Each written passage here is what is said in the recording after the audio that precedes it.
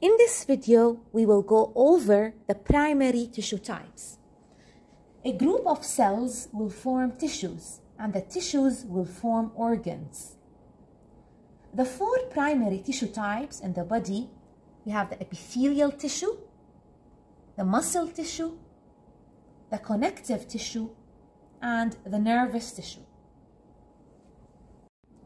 Starting with the epithelial tissue, which is classified based on the number of layers and the cell shape, how the cells appear under the microscope. Under the number of layers, we have simple, where the cells are arranged in one layer. Stratified, where the cells are arranged in two or more layers.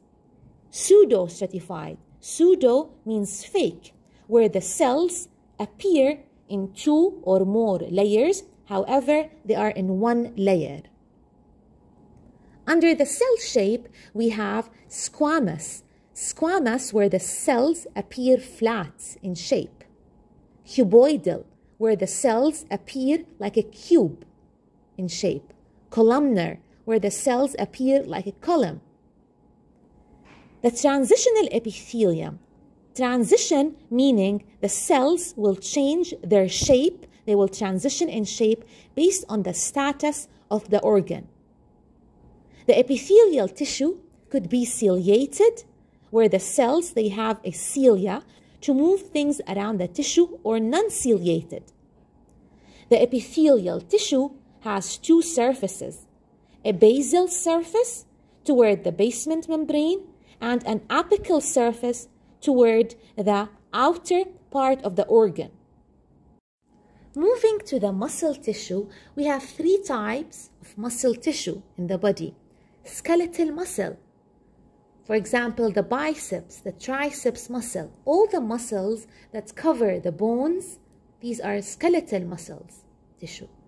Cardiac muscle tissue in the heart, smooth muscle tissue in the blood vessels, in the stomach, intestines.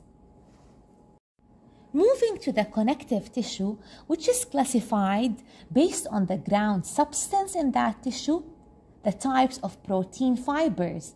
Do we have reticulin fibers, or elastin fibers, or collagen fibers, or a mix? Also, the connective tissue is classified based on the cell types in that tissue. Do we have adipocytes, the fat cells, or fibroblasts? Do we have blood cells, lymphocytes, osteocytes, or chondrocytes? Mesenchyme is the embryonic connective tissue, which has the ability to differentiate into any of the connective tissue types. In our body, we have all the connective tissue types, starting with the loose connective tissue. We have the adipose connective tissue, which is located in the breast, the hypoderms of the skin, to provide protection, insulation. Areolar connective tissue, which wraps around organs. Reticular connective tissue in the spleen and the lymph nodes. Dense connective tissue, we have dense regular connective tissue in the ligaments and the tendons. Tendons are what connect muscles to the bone. Dense irregular connective tissue in the skin, the derms of the skin. That's why the skin can stretch. Fluid connective tissue. We have blood in the blood vessels, lymph in the lymphatic vessels. Bone, we have the osseous connective tissue in all the bones in the body.